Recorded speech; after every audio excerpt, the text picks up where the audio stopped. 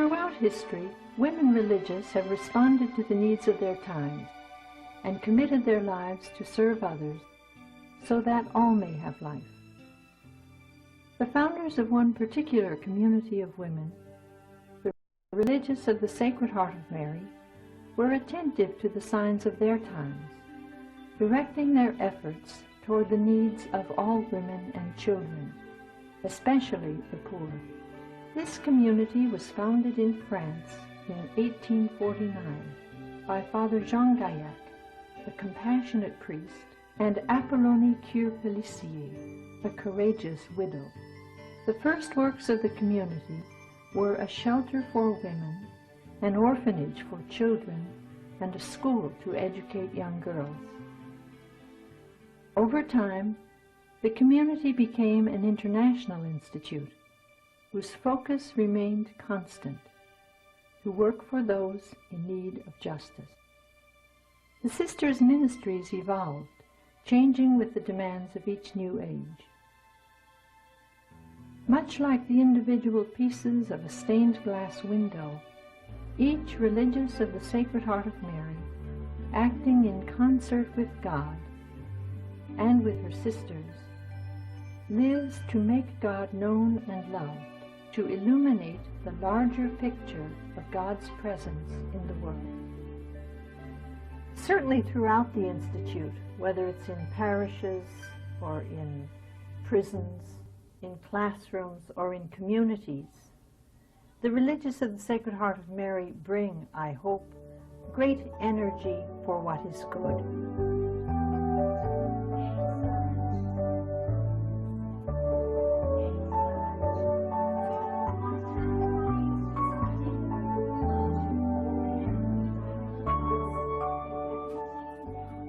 The children energize me because they also share life with me.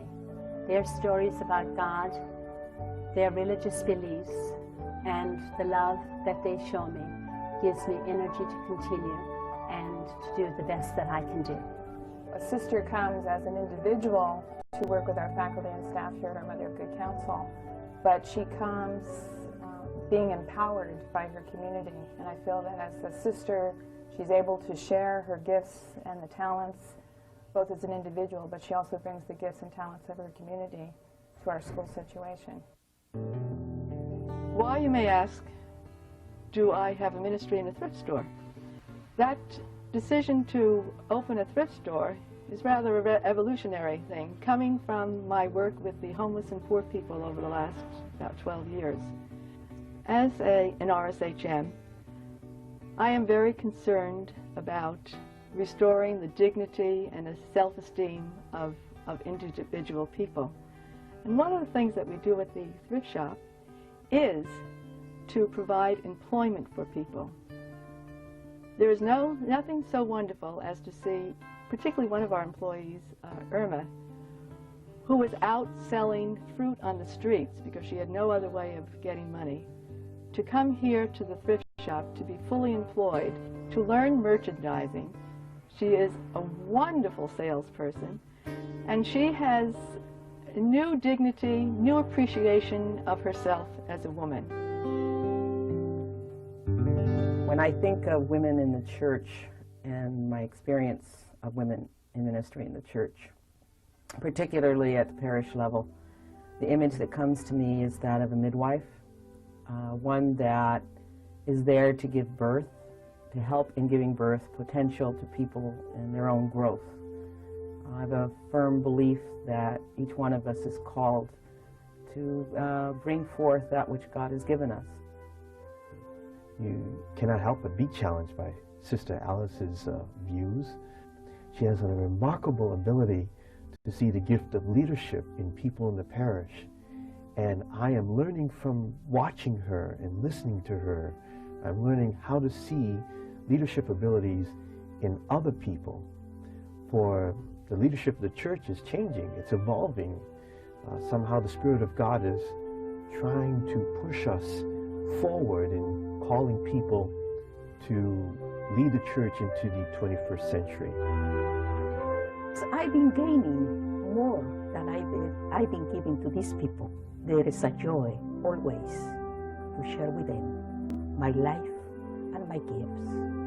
And put them together, I know God is happy with us because we tried the best that is in us to share with others. One of the things that we did after the uprising in '92 was search out a bank or some type of financial institution in South Central Los Angeles that would help us in placing our resources with those most in need of justice in our own city. And we selected Founders Bank, which is the only African-American owned bank in South Central Los Angeles, because it serves the community. Its resources are distributed to those within a 25-mile radius of the bank, which is located in South Central Los Angeles. One of the groups that I work with on a quarterly basis is a financial planning group, which gives good advice to us in terms of our monies, in terms of our investments. Lay people whose expertise is from the investment and from the banking world. And I have to say for myself, it's been an opportunity for mutual growth. These people have the expertise in finances that I don't have, or that we as a religious community don't have. And we, and myself as an RSHM, present to them issues of justice, of how money can really be used for people and people in need creatively. We came to Mexico. We spent the first few months looking and visiting different parishes here in the state of Mexico and the state of Morelos to see what would be the best place for us to work. We finally did choose Amacuzac because of the great needs that we could see of the people here, both spiritual needs and material needs. And I think above all, it's just listening to the people and visiting them. It has been so very good for them to have someone to talk to. And we find that the visiting is really all important. Trabajar con la gente aquí en Amacuzac, especialmente la gente. Working here with the people in Amacuzac, el cual fuimos a ver su casa, es especially the poorest like Felipe, whose home we went to visit, is giving life to other people. As our mission statement tells us, knowing that these people have something to live for makes me feel happy. I feel that I am giving life to others. Our mission statement asks us to go to those most in need and look at their faces, the joy they have when we have given them something, whether it's the Word of God or economic help. For example, in helping Felipe and his family fix their home. We forget that so often that jails house human beings, both the guilty and the non-guilty. And nowhere in the Gospels do we ever see any justification for writing someone off or treating someone as less than human. Well, Richard, who did this lovely portrait in copper of our Blessed Lady of Guadalupe, actually came down from death row with a natural life sentence and has since been serving time in one of our California prisons. But I lost track of Richard for many years until perhaps maybe 2 years ago he wrote to say that he had founded a group of convicts to combat gangs. He felt that they can address the gang problem probably better than law enforcement or the courts. And so he has established California Gangs Anonymous. The question is this gospel-oriented? Is this where Jesus himself would be? And if we say yes it is, then we, as church, we have to be there. She encouraged you to do good in class and as well having fun. And if you're like mad or something, she'll be there. You could talk to her about anything. Holy Cross Middle School is centered in South Central Los Angeles. Because of this, we spend a lot of time with the children after school and before school. Oftentimes they just want to come in and talk. Like when we came here in 7th grade, we were kind of scared, but she made it all better and everything. A lot of these kids have never succeeded at much of anything, and their families feel that if they can read and write, they're okay. We tell them, no, that's not okay. They have to be beyond that. They have to be able to cope in the world. They have to be computer-wise. They have to be able to fit into the higher academic world that they're going to try and go out and meet. One of the first people I met on my floor was my floor nun, Peg Dolan, and through my time at LMU, Peg and I have maintained a really close friendship, and it's something that I value very much in my life. One of the things through my experience at LMU has been service. It's always been a key aspect of my life, and the RSHMs have been a great example of that for me. What I do now is I work in an inner city junior high school with students, and one of the things that I really try to do with those students is bring them to the LMU campus for overnights and tutoring and mentoring, and it's very much a part of who I am today. And I'm really thankful to all that the RSHMs have had an influence on my life. For me personally, when a student comes in and wants to know more about God or to know how to pray, it's challenged me to continue in my own life to come to know and to fall more deeply in love with the person of Christ so I can share that with them. And I guess that's my biggest challenge, to keep myself growing all the time and not to feel that I ever have all the answers. I don't have the answers. The answers are within them. It's to help them to come to know who Christ is for them, who God is for them. And many of them struggle with that, and it stretches me. I think that's what it does for me. I never know where they're going to be when they come in here. Here in Los Angeles alone, I've done about 8 churches, and I find great joy in bringing beauty into church, where I know that those who are coming to services, coming to rest with God, will find that my art will help them to focus on the great gift that God has given us.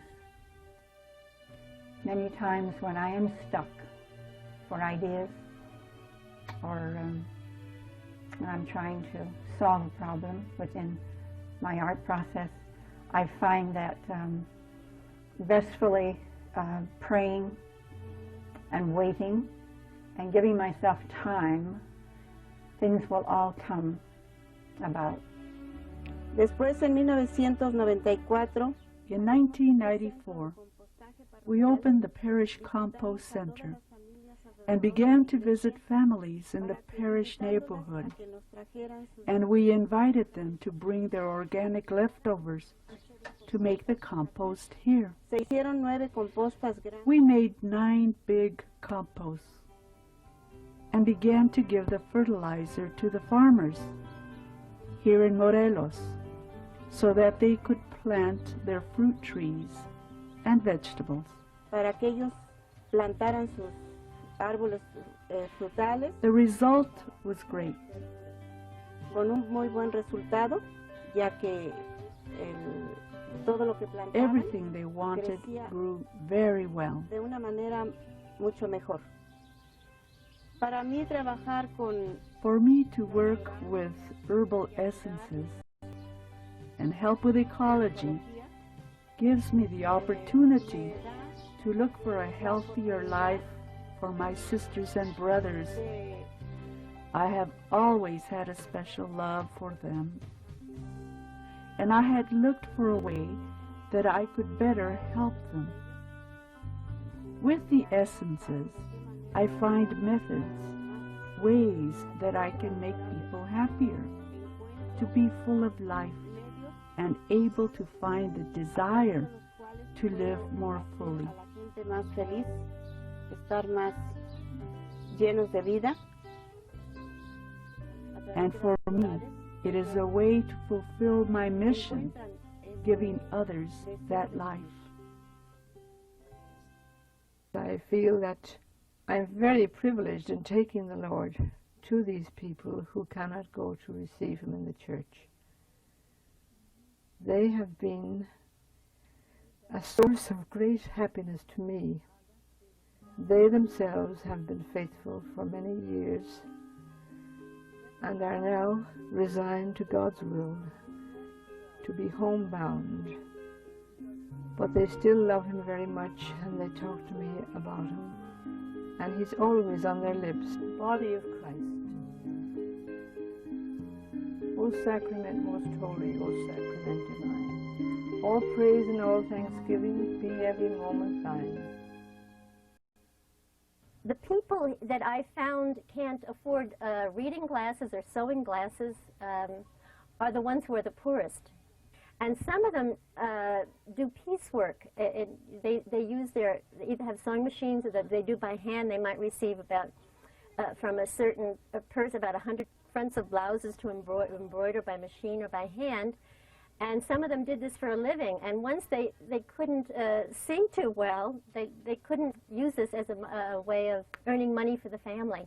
When I was up visiting my aunt in New York, she was sending away her old glasses to some volunteer organization called New Eyes for the Needy. And she said that they help people in other countries that were too poor to get glasses. So I called up the head of the organization and to see if our people could become recipients of the program. And the head of the organization said, sure, do you want 100 or 200 glasses? Y muchas veces me han preguntado que por qué estoy estudiando leyes. I've been asked the question, Yo les digo que why is a sister studying law? I tell them, this is a way in which I can help the people, especially those who don't have any economic resources. In our country, in order for a person to have justice, one needs to have an attorney, and that takes money. But many people in our country don't have resources. I am learning how to help the people who don't have any money and who are constantly having their rights violated, either individually or socially. I bring to the class, I hope, a great deal of expertise in intellectual training. But the basis of my teaching is not the intellectual. The basis of my teaching has to do with the values that history presents to us. It is how to analyze the activities of the past and how to deal with the present. In order to do that, I have to be grounded in prayer. I have to be grounded in a spiritual life where values are very important, where the gospel message is present. Jesus said, I have come that they may have life and have it to the full. I do this through touch. I try to give and bring life to them, and I try to facilitate their own healing and facilitate their own power within to experience that life of Christ and the light of Christ in their own lives. I feel very young because I'm still able to do something each day to be of service to others and to make their work a little less hard for them. The motto which we have on our cross as religious of the Sacred Heart of Mary says in Latin, I have come that they may have life. And I think that in following Christ, He gives us the ability and the help we need to follow in His footsteps and daily to do our small part to help other people. Además de esos trabajos que tengo en la provincia, besides my province responsibilities, I have a very beautiful group here in the colony.